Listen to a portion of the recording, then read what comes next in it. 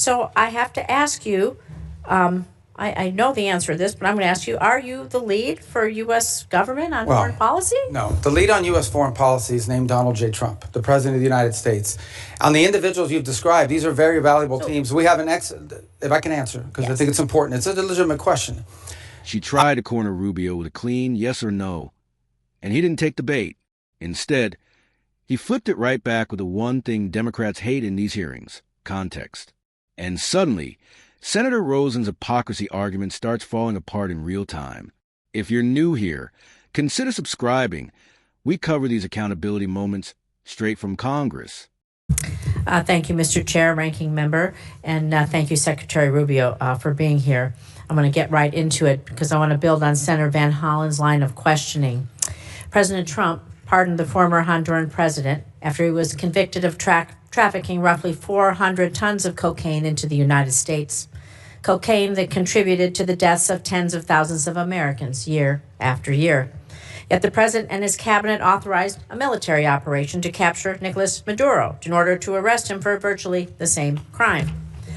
So, yes or no, because I have a bunch of questions here. To the best of your knowledge, was Hernandez convicted of trafficking approximately 400 tons of cocaine into the United States? I'm not involved in the pardon process. I can tell you. No, I'm just asking if he... Yeah, but I don't do yes or no. I don't play games. This is not a game show. Do you know okay, so I'm just going to tell you I can answer your question because I know what you're getting at, but go ahead. He was convicted.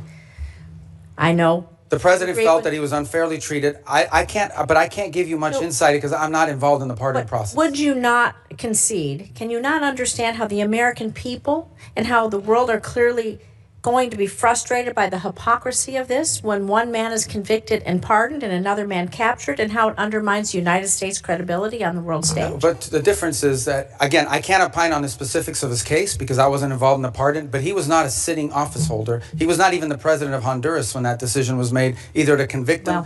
The difference between him and Nicolas Maduro is he was actively engaged in narco trafficking. It was an ongoing endeavor. I think it does undermine our credibility, but I'm going to move on to some foreign policy decision-making here, because despite the fact that you famously or infamously have numerous jobs in the administration, your Secretary of State, your National Security Advisor, it is increasingly unclear who's actually directing U.S. foreign policy under President Trump.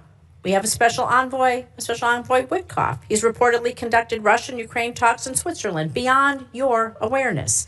He and Jared Kushner have been described as managing the president's Gaza plan. Meanwhile, Ambassador Barrack is leading on Syria policy, while Special Envoy Boulos is appearing to lead on our Africa policy. So I have to ask you, I know the answer to this, but I'm going to ask you, are you the lead for U.S. government on foreign policy? No. The lead on U.S. foreign policy is named Donald J. Trump, the President of the United States. On the individuals you've described, these are very valuable teams. We have if I can answer, because I think it's important. It's a legitimate question.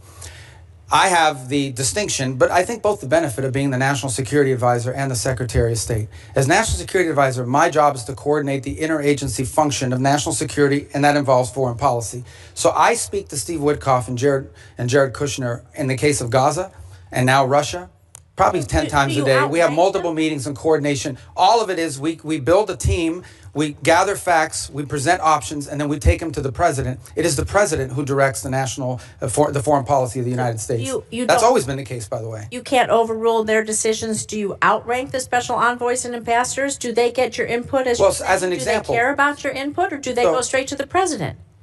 There's no time in which the president is presented an option by one of us at the exemption of everybody else. It depends on the portfolio. But in every one of these portfolios, we have a team approach to this, which is the way the system is supposed to work. It's not the way it's always worked. You have had in the past tensions between the National Security Council that became operational in the Department of State. In this particular case, there's not much conflict between the two because it's the same person. And we basically, what we basically try to do in every one of these unique missions is we create a consensus team around it, and then we present the president options together.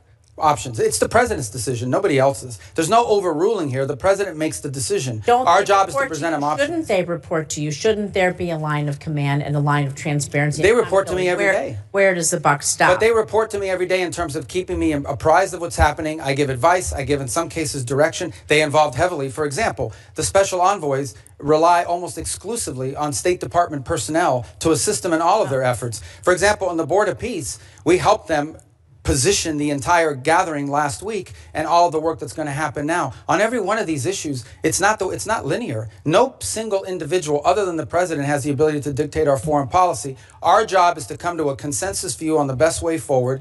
Where there are disputes, those are presented to the president, and he makes the decision. Let's talk about the Board of Peace then, because all treaties and statutes have to be approved by Congress, and the president is starting a new Board of Peace, and we would need that authority. The authority for the filing stems from the International Organizations Immunities Act, but it's my understanding it only provides the president with such authority when participation by the in an organization has been approved by treaty or statute. Treaties and statutes must be approved by Congress. So when will the administration be requesting Congress pass legislation to authorize the president to extend this benefits to the Board of Peace, creating the Board of Peace, and when will it be sent? Well, actually, the Board of Peace was chartered and set up by the UN Security Council through a vote of the UN Security Council as the deliberation. So it's an international organism recognized by the Security Council of the United Nations, which is something I think many of you should be supportive of. The fact that we're doing it. The president is claiming his authority is from the International Organizations Immunities Act. And this law only provides the president authority when U.S. participation has been approved by treaty or statute. I know my time is up. Please consider working with us to do these things. You know what it is to be a senator. You know what that collaboration and cooperation mean. And I think that all of us expect that respect from you and would really appreciate it. Thank you. Thank you, Senator Rosen. Senator Jacky Rosen comes in hot, accusing President Trump of hypocrisy. She points to the pardon of the former Honduran president, convicted in a massive cocaine trafficking case, and she compares that to U.S. efforts targeting Nicolas Maduro. Rosen demands a yes or no answer. Was he convicted of trafficking roughly 400 tons of cocaine? Rubio stays calm and immediately draws a line. He tells her straight up he wasn't involved in the pardon process. But Rosen doesn't let it go. She says the world will see this as hypocrisy, that it damages America's credibility. Rubio's response is simple. The situations aren't the same. He explains that the Honduran leader wasn't sitting president when decisions were made, while Maduro is actively engaged in ongoing narco-trafficking operations.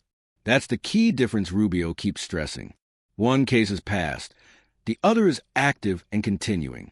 Then Rosen pivots. And this is where it gets even more revealing. She claims U.S. foreign policy under Trump looks chaotic, pointing to multiple special envoys and ambassadors operating in different regions. She basically asks, who's actually running foreign policy here? Rubio doesn't hesitate. He says the lead on U.S. foreign policy is Donald J. Trump, the elected president of the United States. Rubio explains his role as coordination, building teams, gathering facts, presenting options, but the president makes the final call.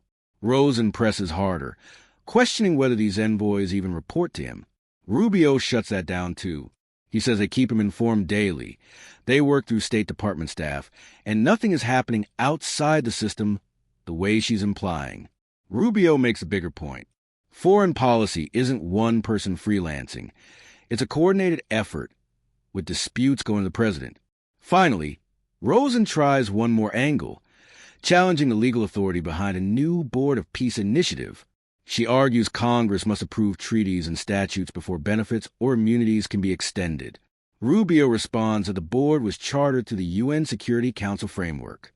Rosen runs out of time, urging cooperation, but the moment is clear. This wasn't the takedown she wanted. Rubio didn't get trapped in sound bites. He forced the facts back into the conversation. Quick reminder, like, subscribe, comment, and share if you want more real accountability clips from Capitol Hill.